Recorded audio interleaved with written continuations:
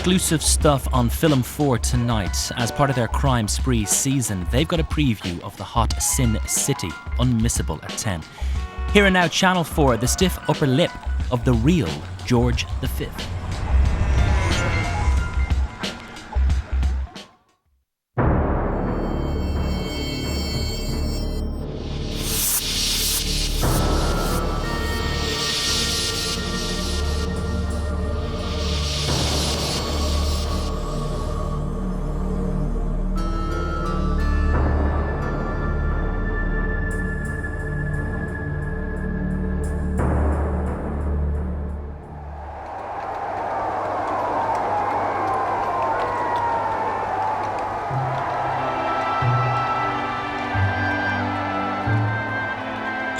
Of May 1935, the Silver Jubilee of George V.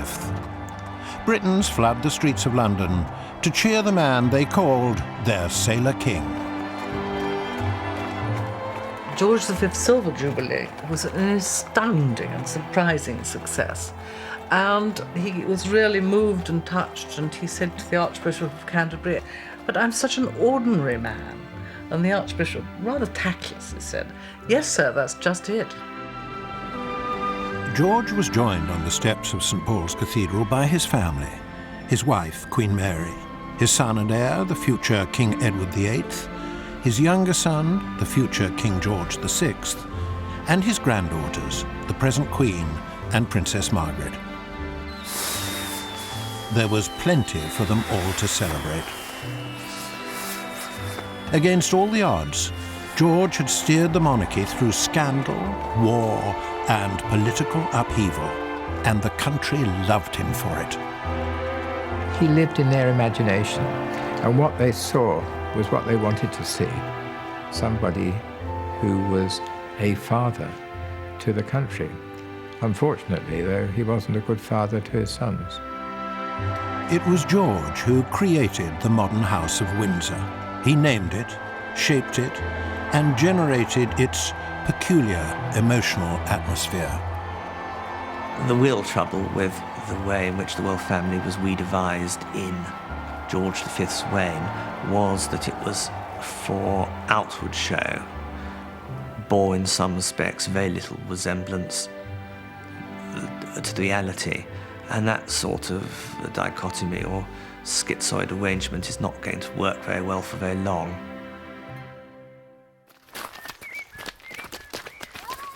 George V was born on the 3rd of June 1865, the second son of the Prince and Princess of Wales, the future Queen Alexandra and King Edward VII.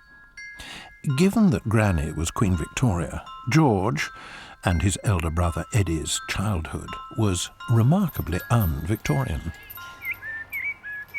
I think they had a very happy childhood. They were very spoiled by their doting mamma, and there was very little discipline.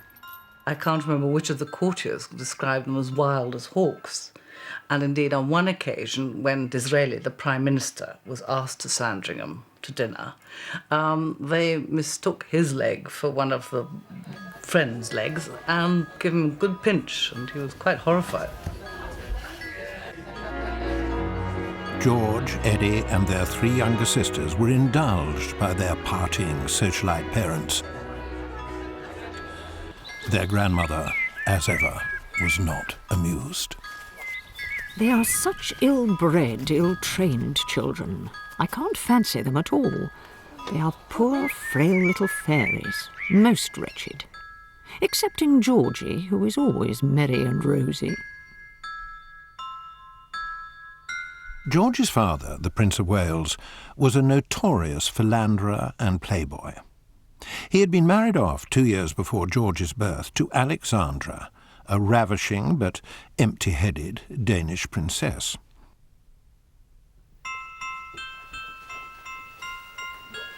Once the succession was assured with Eddie and then George, he reverted to his womanizing ways. Eddie and George grew up in a rather syrupy, rather cloying atmosphere because Alexandra was determined to keep them as young as possible, as unsullied as possible, and she wanted them to have nothing to do with with their father's rather frenetic kind of social life. So she formed a very close bond with both Eddie and George.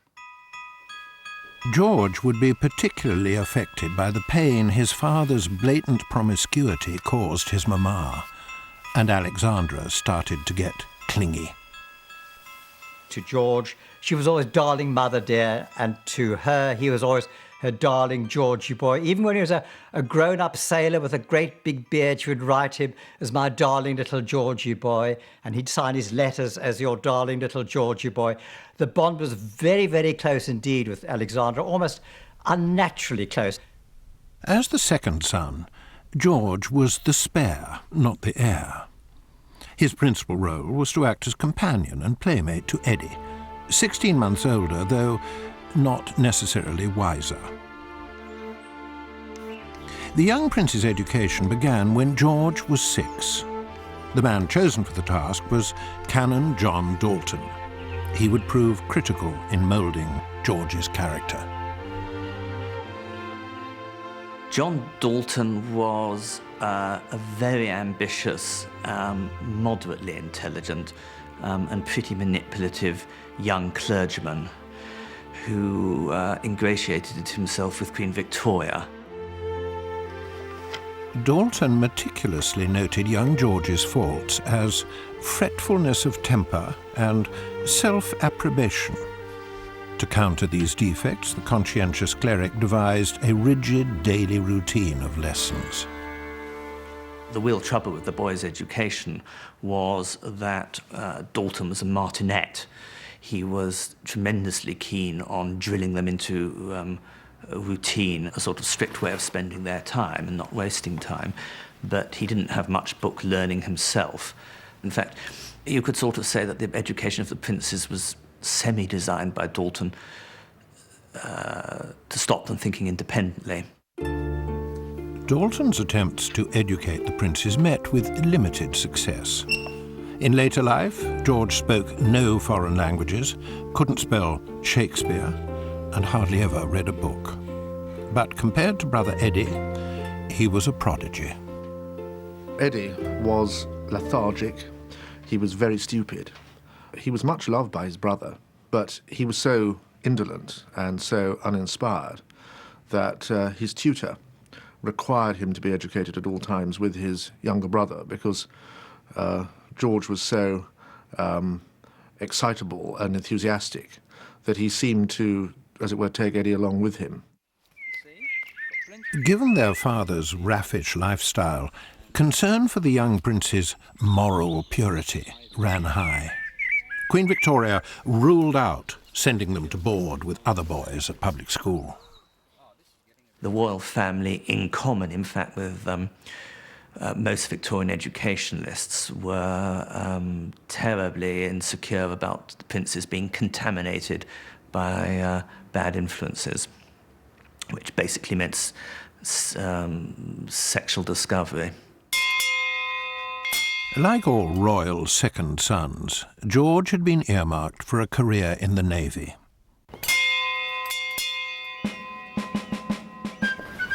So, in 1877, when he was 12 years old, he was sent off to train as a naval cadet.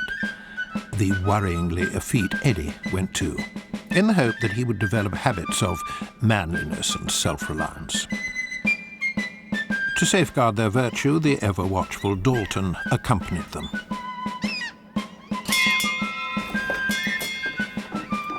Years later, George recalled to a courtier his naval college days. It never did me any good to be a prince, I can tell you, and many was the time I wished I hadn't been. It was a pretty tough place, and the other boys made a point of taking it out of us on the grounds that they'd never be able to do it later on.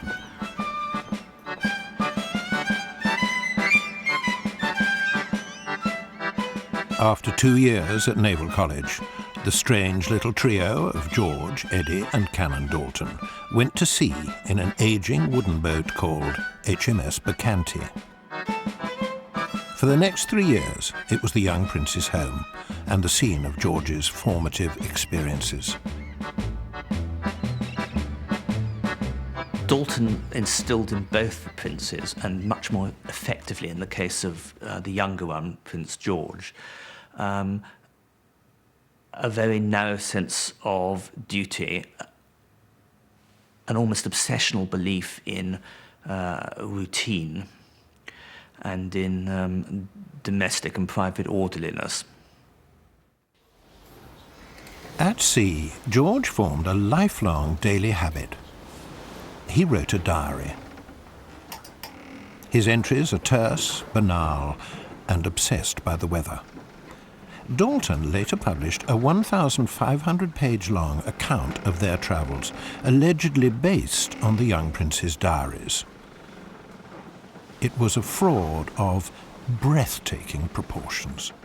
It was quite clear from the extraordinary language it was couched in and the sort of mound of statistical information that it certainly couldn't have been produced by George and Eddie. There was one occasion when they went to an ostrich farm in South Africa, and in the published version there are all these things about the incubation period of the eggs and mounds of facts. Well, in fact, George had written in his diary, went to an ostrich farm, spelled O-S-T-R-I-D-G-E, and saw a lot of ostriches, which rather gives the lie to Dalton's account.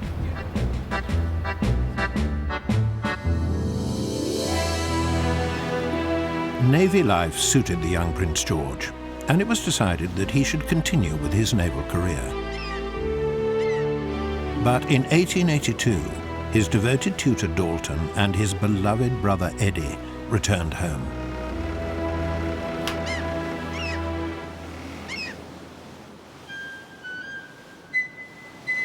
George was absolutely heartbroken. They both were, because they'd grown up with each other. They didn't really have friends other than each other. And both boys were in tears at the age of 16 or 17 when they were parted. Eventually, of course, they got used to it, but it was a great wrench in George's life. But at least George had his darling mamma to fall back on. Even from halfway round the world, Alexandra still cast her spell on her little Georgie. Although he was now 21 years old, she was still urging him to stay pure. I must say it is good of you to have resisted all temptations so far, and it is the greatest proof you could possibly give of how much you wish to please me, that you should have done it for my sake. But George was only human. 2 years later, and unbeknownst to Mother Dear, there was a girl at Southsea and another in St. John's Wood, whom he shared with brother Eddie. George confided in his diary, She is a ripper. during his years in the Navy, George's trademark beard and fierce, unsmiling stare made their appearance. The enduring image of the Sailor King was forged.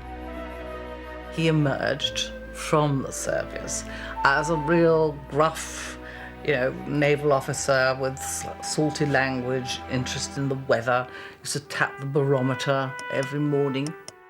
George's naval upbringing shaped his entire life.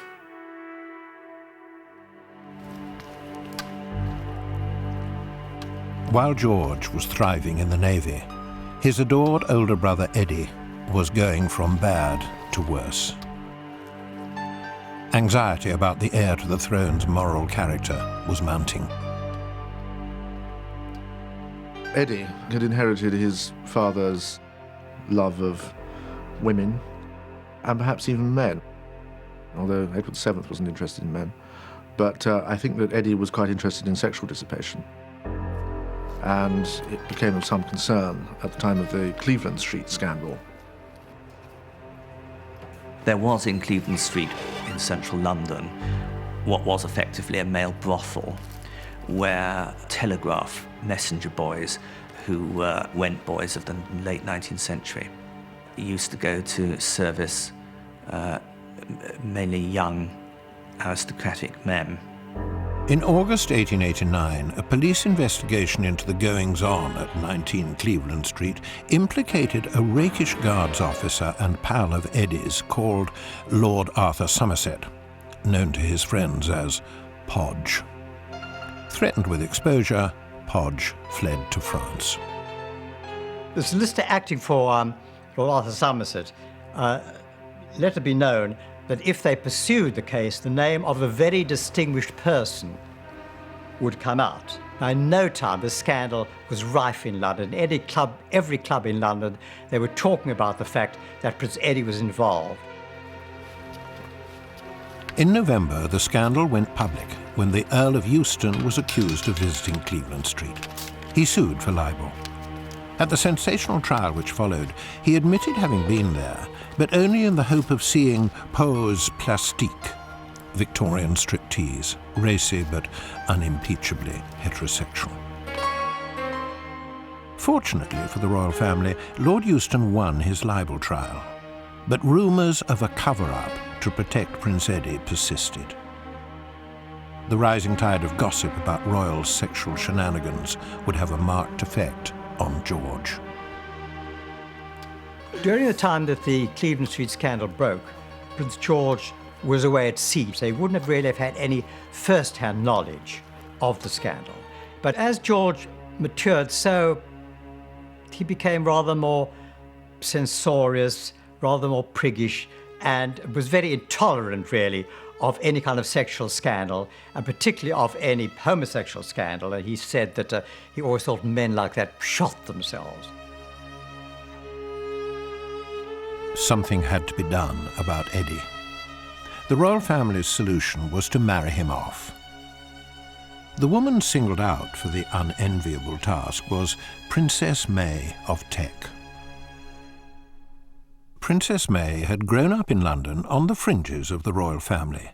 Being poor and only partly royal, she was regarded as of inferior blood. But given the urgency of marrying Eddie off, any qualms were set aside. For once, Eddie did as he was told, proposed, and was accepted. Princess May was delighted at the prospect of marrying Eddie, not because she loved Eddie or found him a particularly wonderful prospect as a husband, but because she was madly in love with the idea of the British monarchy. She worshipped it. In January 1891, the two families gathered at Sandringham in advance of the wedding.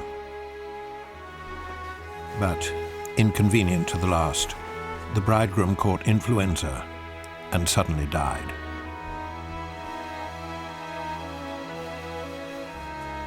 May's glittering marriage turned into a funeral. On Eddie's coffin lay her unworn bridal wreath of orange blossom. George had lost his only brother, his constant childhood companion and his closest friend.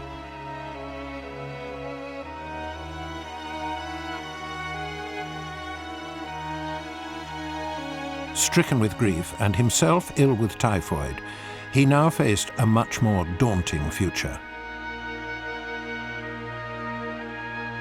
He was destined to be king.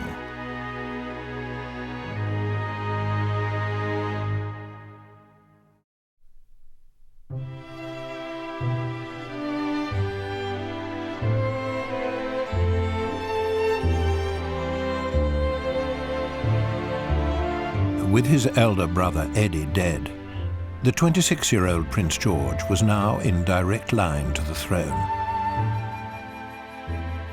He was therefore clearly in need of a bride. Who better than poor Princess May? If she'd been good enough for Eddie, then surely she was good enough for George. At Queen Victoria's prompting, 16 months after Eddie's death, George dutifully proposed to his late brother's fiancée. In many ways, May was very like George, very shy, very reserved, rather inarticulate, very orderly, very conscientious. She, like him, a strong sense of duty, absolutely duty-driven. To them, the monarchy was sacrosanct. But she was different from George in that she had a much livelier mind, a far more inquiry mind. Hoping to add some romance and emotion to the proceedings, May wrote George shortly before the wedding day. It is so stupid to be so stiff together, and really there is nothing I would not tell you, except that I love you more than anybody in the world. And this I cannot tell you myself, so I write it to relieve my feelings. George, clearly moved, replied on the very same day. I think it really unnecessary for me to tell you how deep my love for you, my darling, is. And I feel it growing stronger and stronger every time I see you. Although I may appear shy and cold. I think that George was in love with her, and she in love with him. I'm afraid that she was his absolute slave. But he did love her. The young couple, who were now Duke and Duchess of York, went straight to their new home, York Cottage on the Sandringham estate.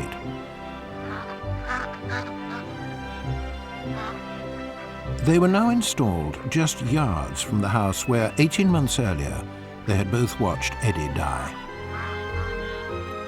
Eddie's room had been kept just as he had left it. For a newlyweds destination, Queen Victoria thought it rather unlucky and sad. York Cottage had been built in 1868 to house the overflow from hunting parties. George's official biographer described it as a glum little villa. It was to be his only home for the next 17 years. Now, this is York Cottage, and David, George's eldest son, always said, "You will never understand my father until you see York Cottage." This is not a palatial house at all. It's rather like a large suburban villa, very simple and unpretentious. Now, this is the drawing room, which would have been the grandest room in the house, and it is not all that big. York Cottage is now the Sandringham estate manager's office. But it wasn't much grander in George's day. Although he was now heir to one of the most sumptuous collections of art and furniture in the world, he had the place entirely fitted out by a shop in the Tottenham Court Road. You have to imagine all the clutter with which May liked to surround herself. With photographs, with heavily fringed curtains, with not very good prints hanging on long pieces of wire. And out there is this rather pretty garden with the island and the pond.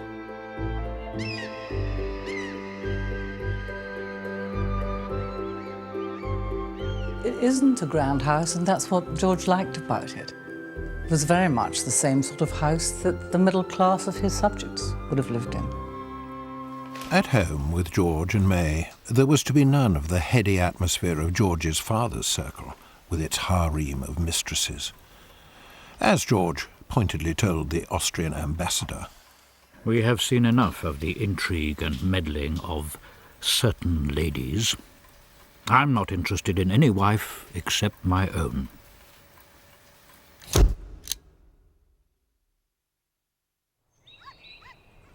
Once George gets into his 20s, he must be very aware of how his father's adultery and gambling have made his father look foolish, have caused pain and anxiety in the royal family and damaged the royal family's status. But above all, have made the Prince of Wales, the future Edward VII, seem virtually like a buffoon. And he was very determined not to be like that. George's response was to turn dull domesticity into a fine art. The outlet he found for his emotions was in shooting birds. During his time at York Cottage, George and his guests killed over 1 million birds. Many of them so fattened up they could barely fly. In the winter of 1899 alone, by his own meticulous calculation, he slaughtered 12,109 pheasants. When George was in residence, it was an avian holocaust. The clocks were kept half an hour ahead of GMT to maximize the daylight for shooting. George's other great passion was collecting stamps. Over the course of his life, he was to amass the most valuable collection of British Empire stamps in the world.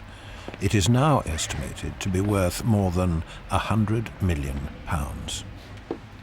At what point he became addicted almost, I don't think we know. But by 1904, he was, of course, buying these very expensive items, of which the twopence Post Office Mauritius of 1847 was acquired by him. The stamp had been found stuck down in a child's exercise book, and the gum had come through. So the auctioneer boiled it without much damage.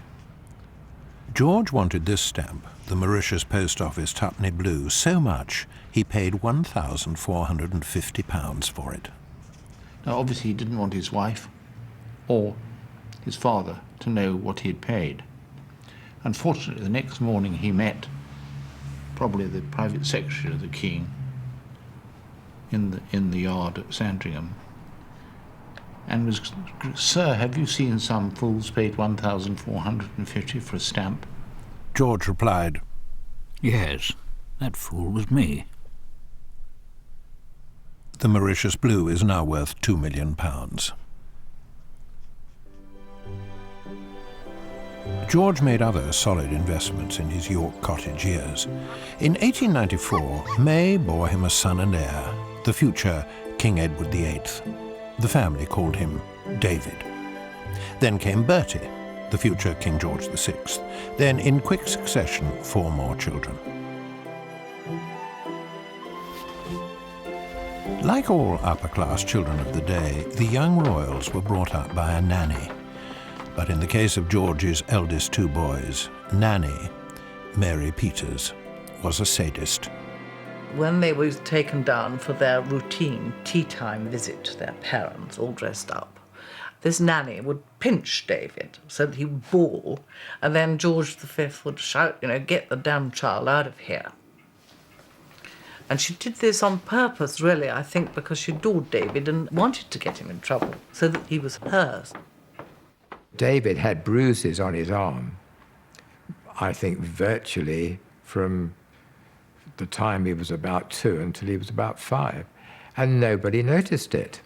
It has been said that if George V's children had been, say, born into a council house and treated as they were, nowadays they might have been taken into care.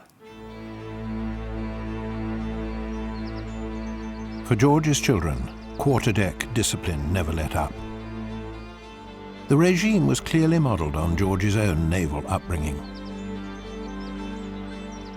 Lady Airlie, who was the Queen's lady-in-waiting, said that George alternated in his behaviour to his children between an awkward sort of jocularity that would make any sensible child squirm with self-consciousness, and a severity bordering on harshness.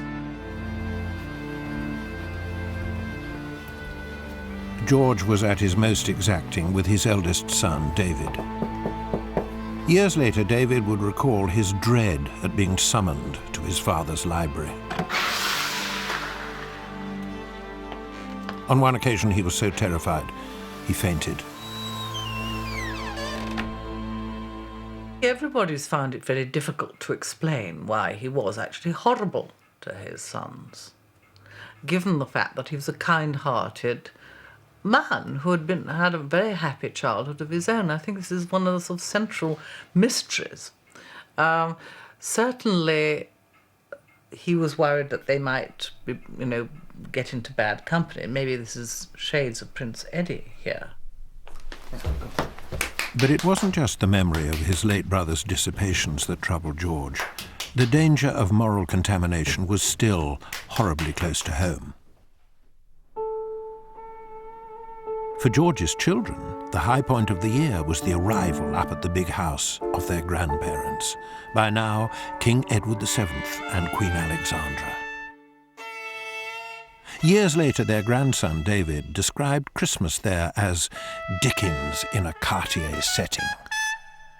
David was always well aware of the fact that there was a different way of being king to that adopted by his father.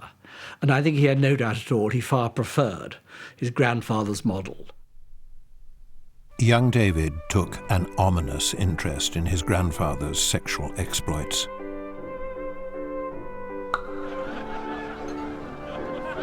But the electric excitement of Edward's court was everything George had set his face against. Down at his glum little villa, silence reigned. Children were not heard, and father retired to bed at 11:10 exactly every night.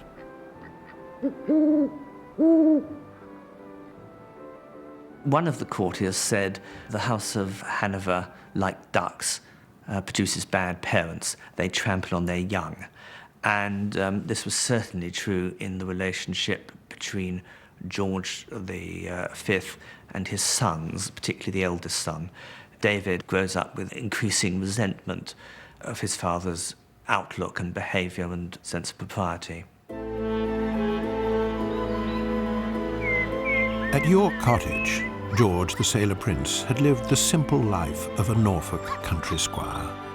It was exactly what he was cut out for. But on the 6th of May 1910, Edward VII died. George was now king. And yet, what might have seemed like crippling limitations were to prove the very secret of his success.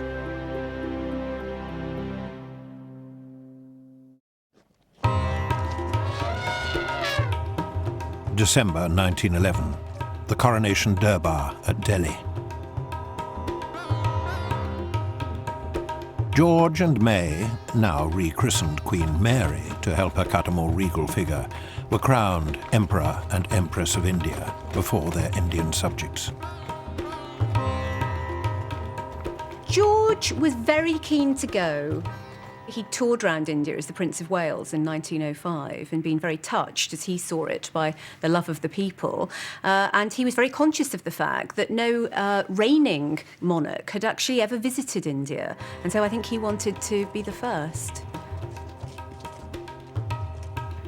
A rather sort of bizarre amalgam of rituals was put together. Some of it Mughal, some of it Hindu, some of it British, some of it Victorian, some of it medieval. You know, I mean, it's a kind of smorgasbord, really, I suppose, of aristocratic pretension.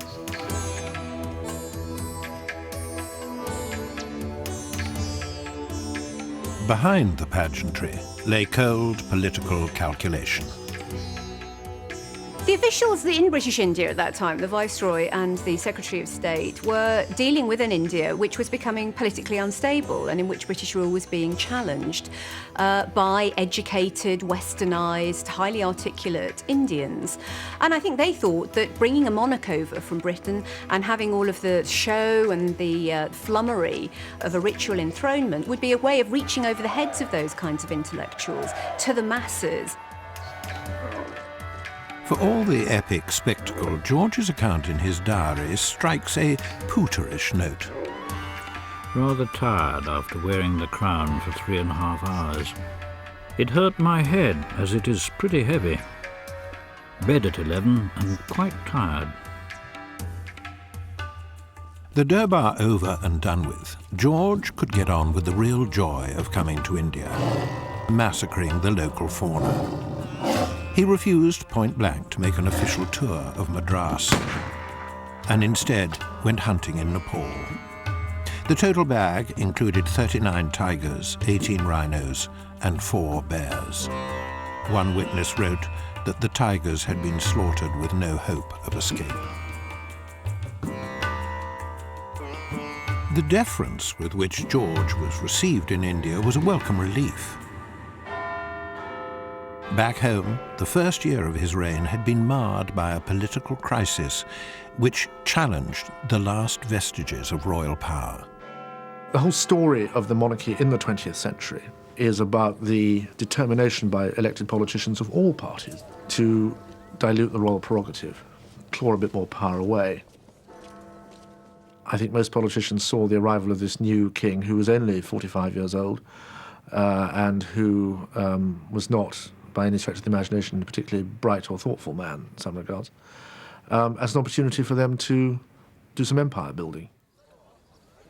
Back in 1909, the House of Lords had refused to pass the budget of the Liberal Chancellor Lloyd George, who had said of the future king, "He's a very jolly chap, but thank God there is not much in his head." In 1910, the government demanded that the king create enough Liberal peers to push the budget through. George resented being forced to make a mockery of the ancient royal privilege of creating peers, but he had the sense to see that if he opposed an elected government, he would come across as an undemocratic reactionary.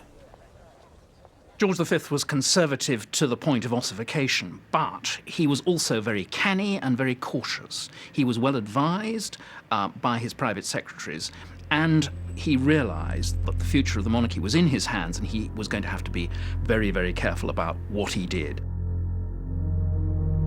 George gave in and promised that, if necessary, he would do what the politicians wanted.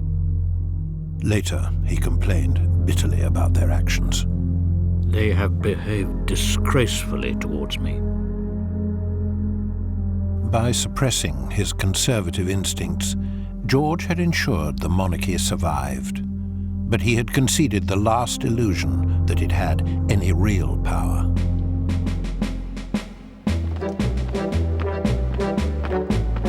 The show, however, had to go on.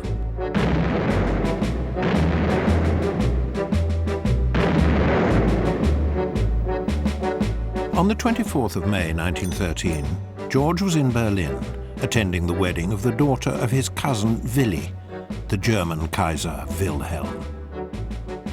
As a mark of respect to his hosts, George wore the uniform of a German military officer.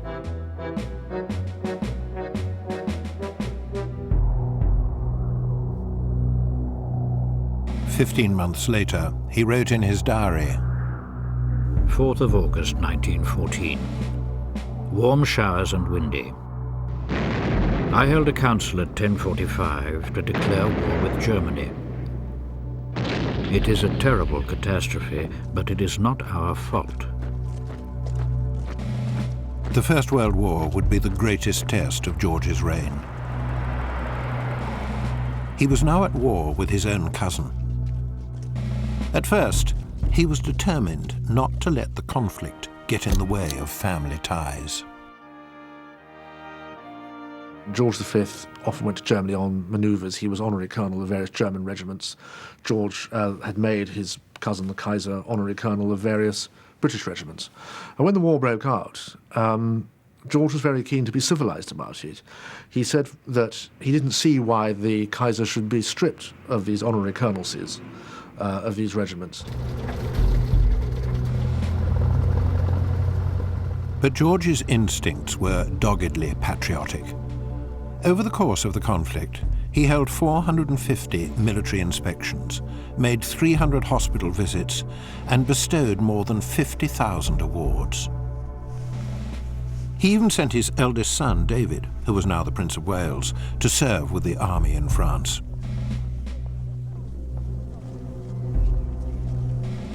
What David saw there changed him forever and deepened the gulf between father and son.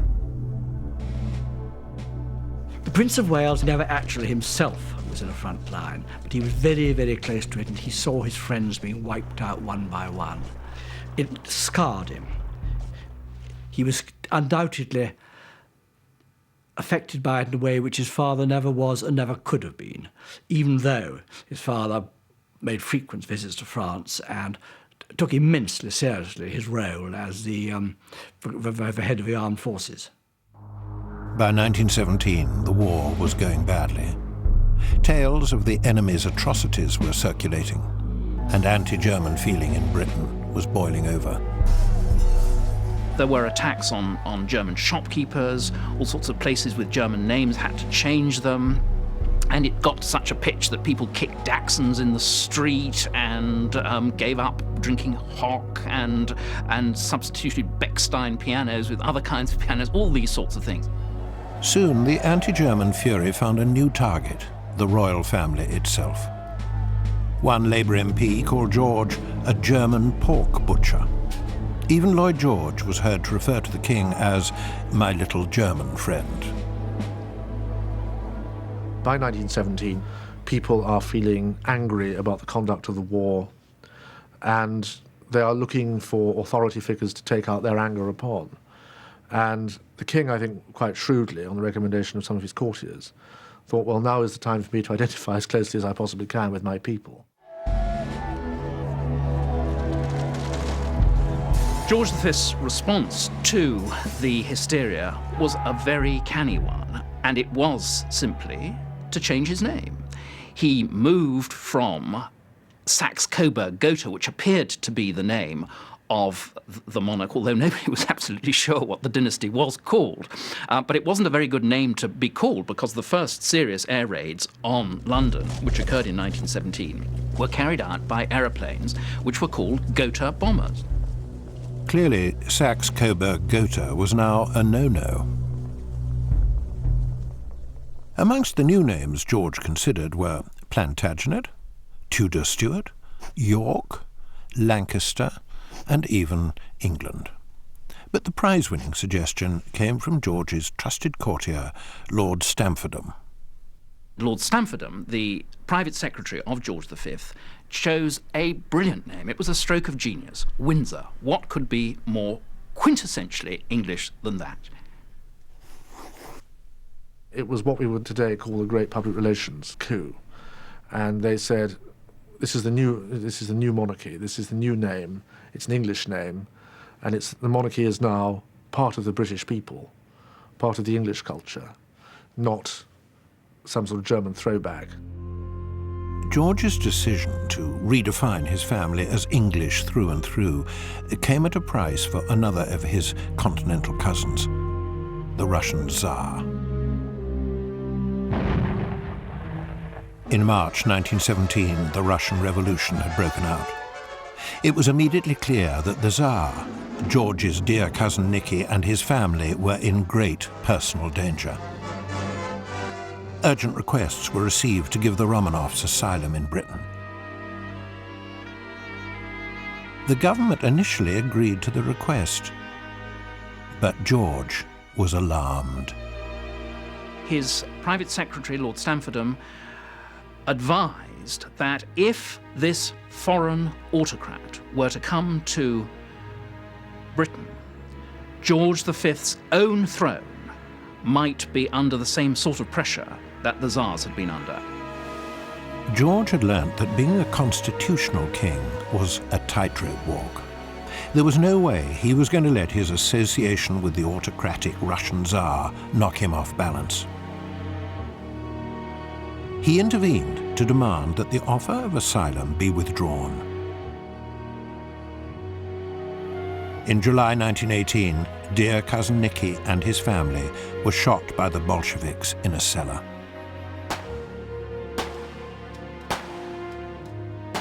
George wrote in his diary, seemingly oblivious to his own role in the affair. It was a foul murder. I was devoted to Nicky, who was the kindest of men and a thorough gentleman.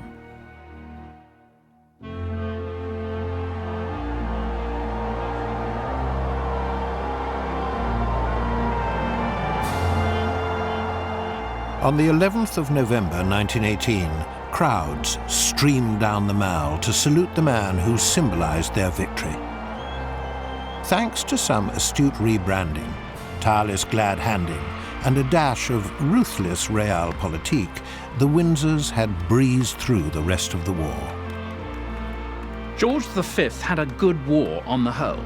Patriotic feelings for the king were enormously powerful because he seemed to be the representative of the people. He was the idealized, he was the personification of the nation. The sailor king had steered his people to victory. George would forever be associated with the courage and sacrifice of war. But the aftermath of war would bring its own challenge, an utterly transformed world, which George would find infinitely harder to navigate.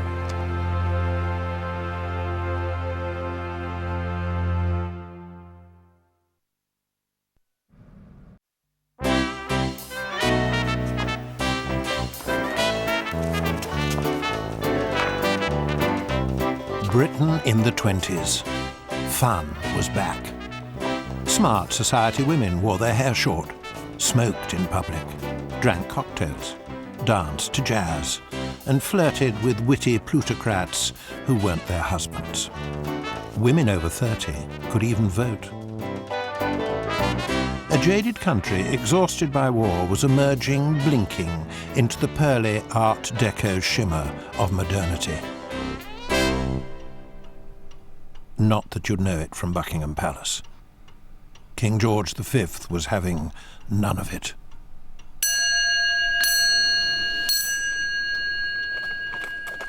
He had the most bizarre sort of attitudes, like only bounders ride motorbicycles, he says. No gentleman would go to Scotland in January. And whereas people after the Great War were engaged in jazz and cocktails and going in for lipstick and women smoking in the streets and all these sorts of things, George was absolutely livid. In fact, occasionally he would, when he saw short-skirted women walking past Windsor Castle, he would open the window and roar at them. I mean, this was the kind of chap he was. There was certainly a huge generation gap between George and particularly his eldest son, David. Who said that my father objected to everything about the modern world, Soviet Russia, painted fingernails, cocktails and jazz. And he once was seen to try and attack a Cézanne with his cane.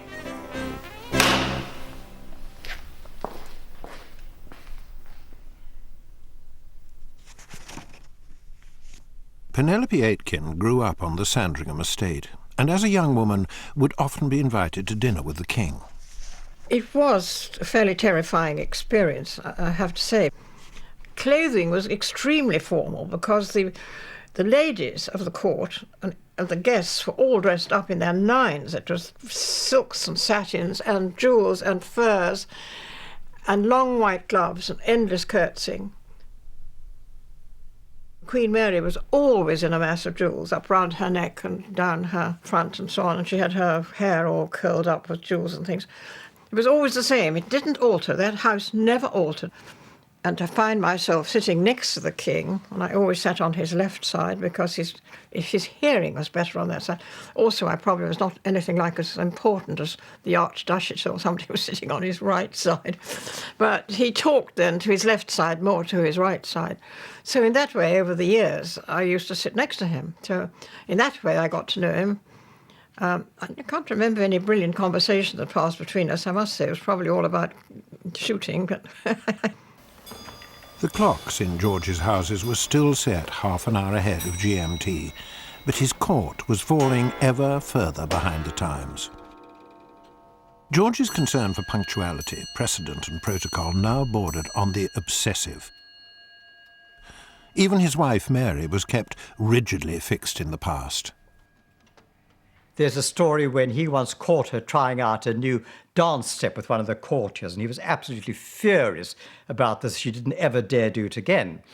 And on another occasion, she decided in the 1920s she might shorten her skirts a bit. He again was very, very against this. He was furious. So down her skirts went again to ankle length. George's hatred and mistrust of the modern world increasingly found a focus in his eldest son, David. To the British public, the Prince of Wales seemed everything a royal prince should be. The Prince of Wales was a star. He could go into a room of discontented coal miners, of naval ratings, of stockbrokers, of people in a golf club, and within 30 seconds he'd got onto the same wavelength as them. Within 2 minutes he was the life and soul of the party. He knew how to communicate instinctively in a way which nobody else has except perhaps the more recent Princess of Wales. David's informal style had made him a hit with the public, but it was exactly what George objected to. The king was constantly dismayed when his son appeared wearing the wrong trousers with the wrong coat, or with his sporran on backwards, or not wearing a tam o' shanter, or in a dinner jacket when he should be in tails. I hear you were not wearing gloves at the ball last night. Please see this does not occur again. When David was photographed with Lord Louis Mountbatten in his swimming trunks, George was apoplectic. You might as well be photographed naked. No doubt it would please the public.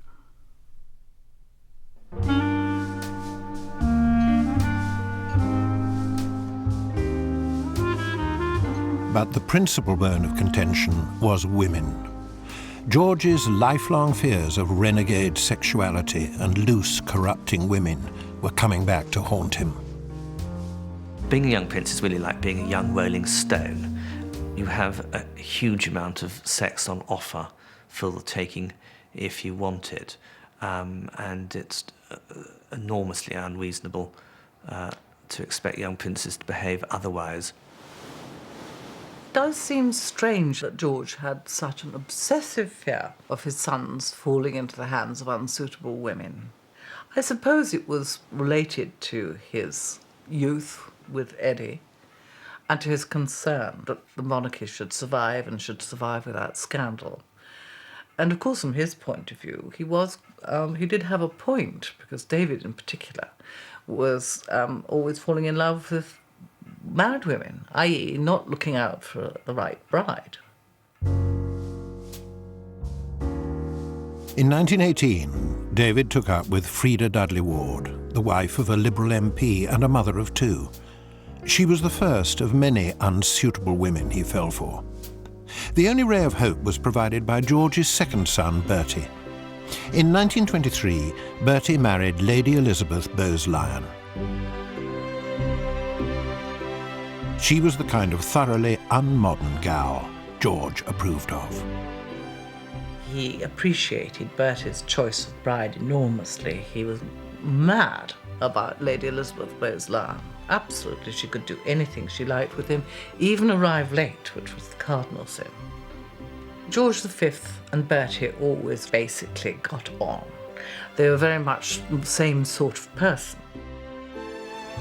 George made his feelings clear in a letter to Bertie in 1923. You have always been so sensible and easy to work with, and you have always been ready to listen to my advice and agree with my opinions. Very different to dear David. But there was more to the arguments with David than the usual father-son conflicts. For George, the very survival of the monarchy was at stake. The home life of King George V was very much in tune with the home life of most of his subjects. It was a middle-class ideal to which the working class and the lower middle class aspired. And certainly I think the king would be aware that the dignity of the royal family and the important political contribution the royal family could make to the stability of the country was very much dependent on it being viewed as being respectable. And the last thing he wanted was for his son and heir to turn up as king with a bevy of mistresses and a not very advanced appetite for hard work. Social unrest in Britain was growing. The left was on the march. As George was well aware from the fate of his continental cousins, these were dangerous times to be a king. George V was scared of revolution, there's no question about that, after 1917, and there was a certain basis to his fears. There was a great serious manifestation of discontent in the general strike in 1926. There was Red Clydeside. There were demonstrations in Trafalgar Square where the King's name was hissed, where they sang the red flag, something he took very grave exception to. Determined to coax the labouring classes away from revolution, the newly approachable royal family was suddenly everywhere. Down tin mines, grinning at orphans. In 1921, George even attended a football match. There were no Bolsheviks there, he delightedly told his mother. For a king who said he hated public relations, George was proving really rather good at them.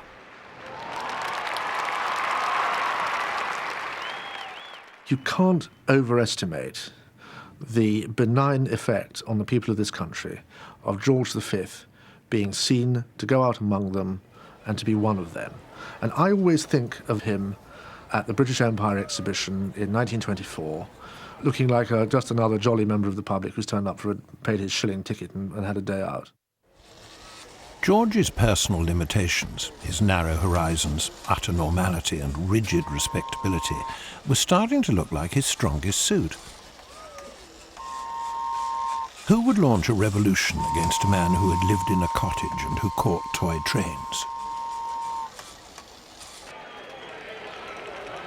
But George's greatest political asset was his own son. Whatever George thought privately of David's personal qualities, he knew a crowd-pleasing turn when he saw one. The Prince of Wales was sent on a series of exhausting but highly successful foreign tours.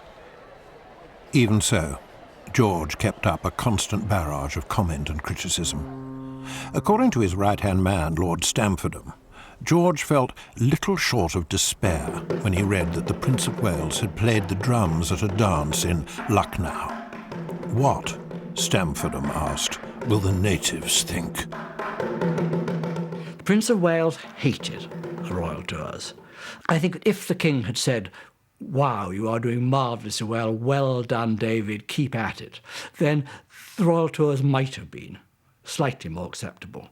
But as it was, he had to go through this really grueling routine, month after month, separated from all his friends, separated from his mistress, separated from the things he enjoyed most in life. David was coming to find his public role propping up the empire increasingly meaningless. He called it princing, trotting around like a wee doggy. He reacted in the way best designed to enrage his father. He always had a weakness for vanishing into the background with a sort of a nubile lady-in-waiting or a humble member of the public who was present at the dance.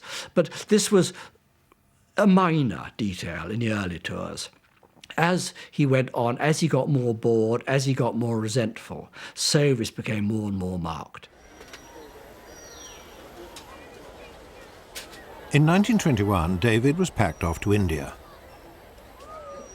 Penelope Aitken's father was governor of the northwest frontier at the time, and her parents played host to the prince.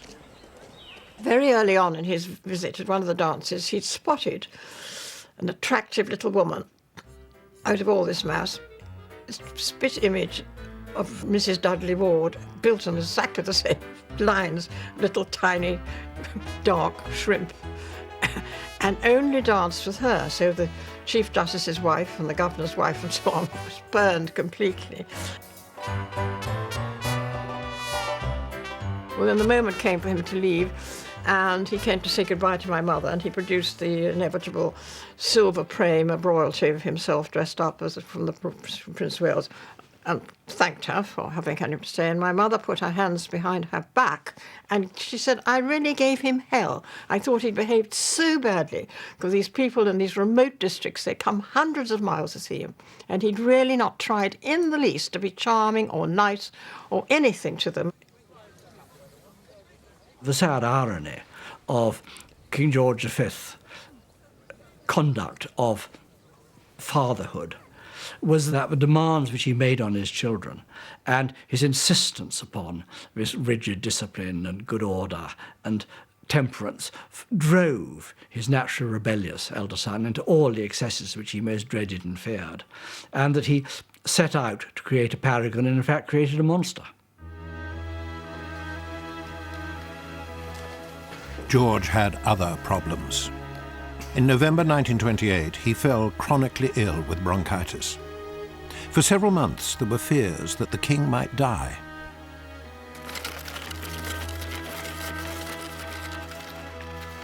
He was sent to Bognor, where Mary coaxed him back to health. Later, he wrote to her, I can never sufficiently express my deep gratitude to you, my darling May, for the way you have helped and stood by me in these difficult times. This is not sentimental rubbish, but what I really feel.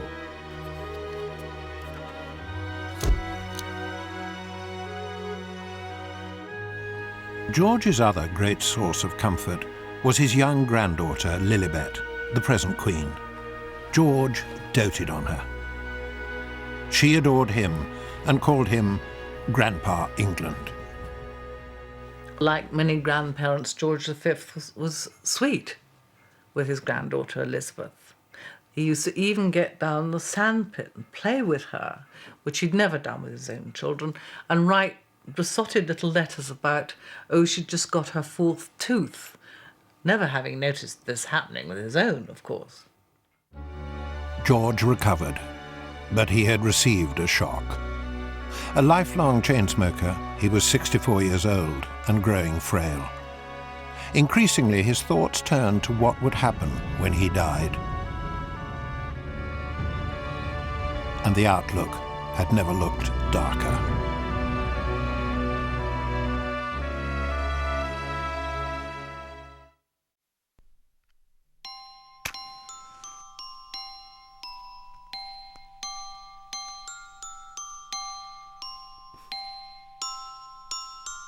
At 3:35 p.m. on Christmas Day 1932, King George V stepped into a little room under the stairs at Sandringham and spoke 251 words written for him by his friend Rudyard Kipling into a BBC microphone.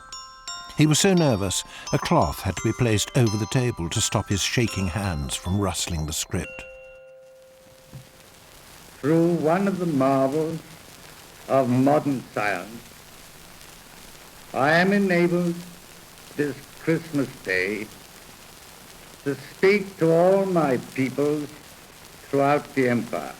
The first ever royal Christmas broadcast galvanized a nation, although they, of course, heard it at 3:05 p.m., as the Sandringham clocks were still set half an hour ahead of everyone else's. And to those who are celebrating this day with their children and their grandchildren, to all, to each, I wish a happy Christmas. God bless you.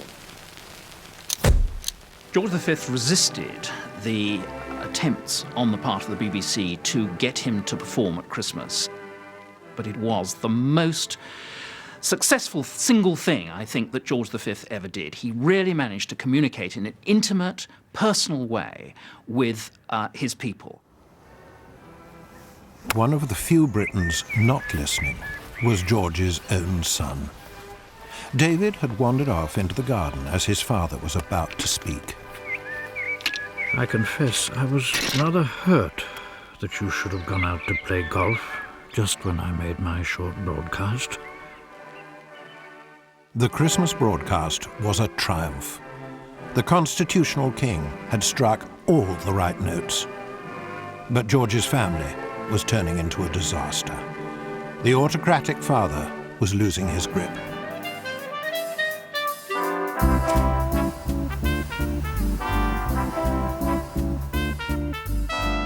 By the 1930s, the relationship between father and son had virtually broken down. King George V felt something close to despair about the prospects for the succession.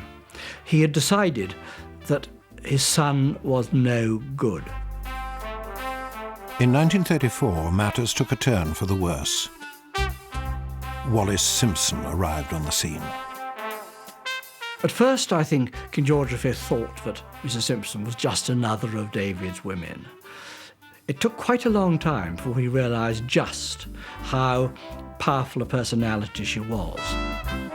Wallis Simpson had grown up in Baltimore, in what one society wit described as much seduced circumstances. She was chic, modern, witty, divorced, and voracious. David was bowled over. She completely dominated him. And I use that word deliberately, dominated him. I mean, there's this awful story of how, which a friend who's witnessed it saw, when he took out a cigarette and Wallis made him beg like a little dog for a light in front of people.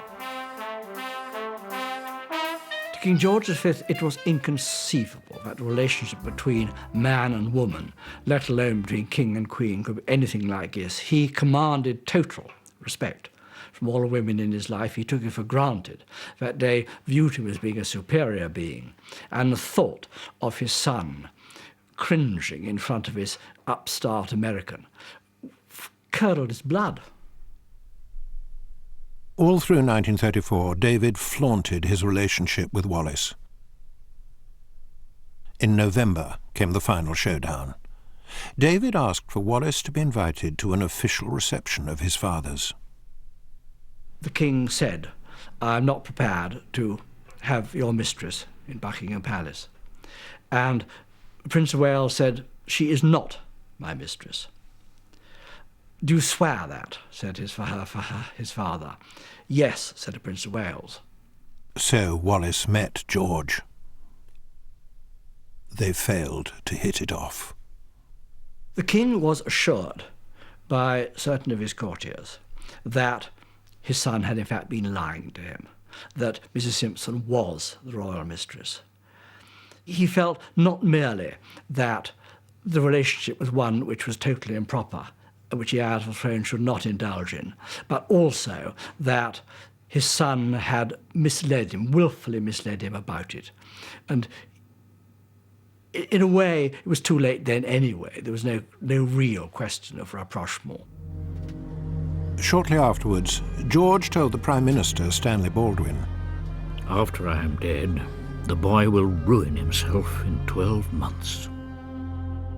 King George V had devoted his energies virtually throughout his life, particularly since becoming king, to nurturing the monarchy. To feel that this was all going to be frittered away by the irresponsibility and the self-indulgence of an arrogant young man, it must have been really heartbreaking for him.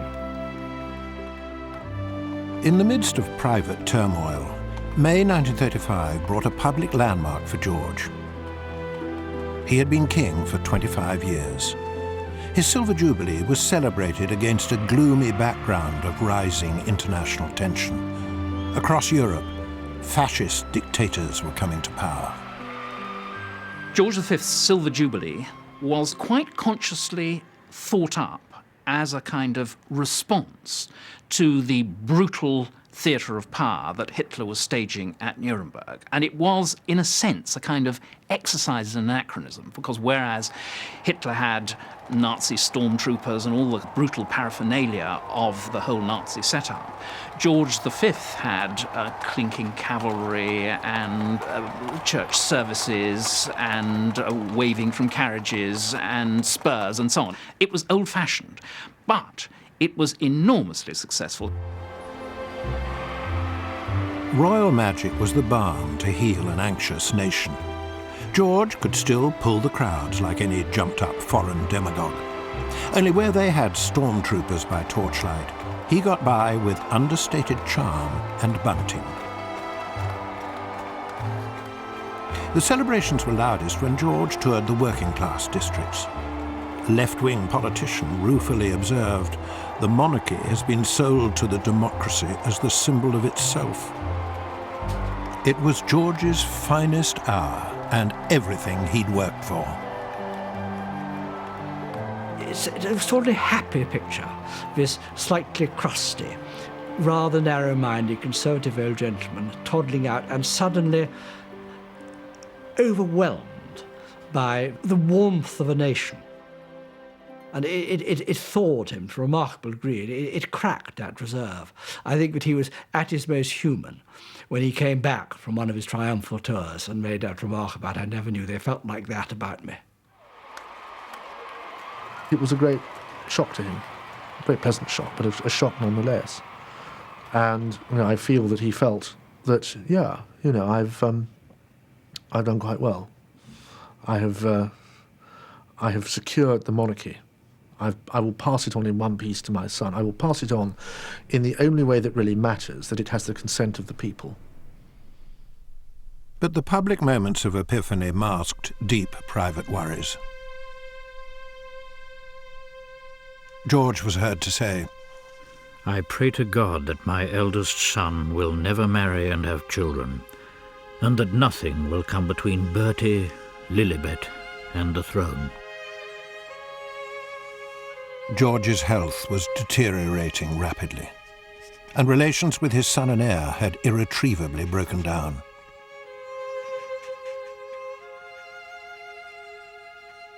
In the winter of 1935, Lady Aitken dined with the ailing king. The last time I had dinner at Sandringham, it was not a particularly happy occasion, I can remember. We stood there and we stood there and we stood there, past almost the time when we had dinner, and they were always very, very punctual.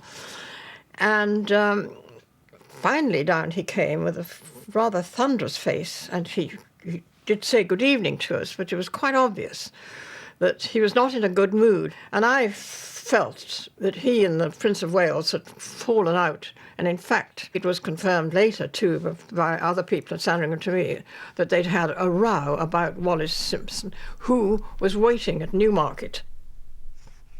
My parents didn't think anything of the Prince of Wales at all, knowing him pretty well. So that we all of us knew that he really wasn't much of a chap. We were just foreboding of what was going to happen. At Sandringham, on the 20th of January 1936, George fell unconscious. That evening, his doctors scribbled an announcement for the press on a menu card. It read, "The King's life is moving peacefully to its close." It was a barefaced lie. The death of George V was the first case, I think, that's known of royal euthanasia. And although he was very, very seriously ill, had bronchial problems, nobody knew quite how long he would last. And the decision was taken by the royal doctor, Lord Dawson of Penn, to finish him off in order to catch the morning edition of the Times. Dawson administered a massive injection of cocaine and morphine into the king's jugular vein. A famously bluntly spoken man in life, George's death was a classic piece of modern media manipulation and spin.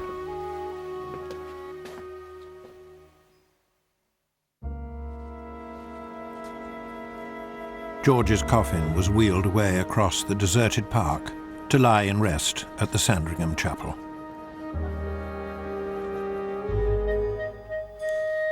The new king's first act was to have all of George's clocks changed back to Greenwich Mean Time.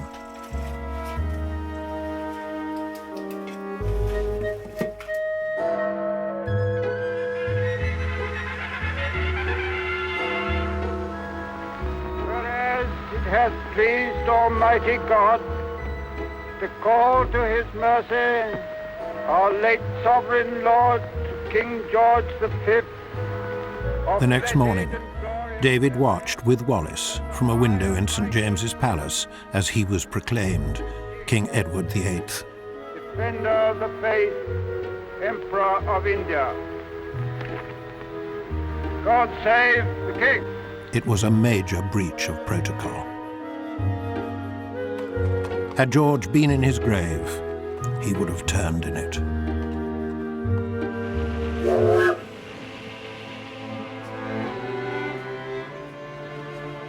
When George's cortege reached London, the grieving crowds were so vast they often blocked the route, making this most punctual of men more than an hour late for his own funeral. As George had himself foreseen, within the year his son, Edward VIII, had thrown away his throne and married Wallis Simpson. The monarchy was down, but not out. Before long, George's ethic of respectability, duty, self-discipline, and rigid emotional self-control rode to the rescue once again. For good or ill, this formula remains one of the guiding principles of the often troubled but enduring house that George built.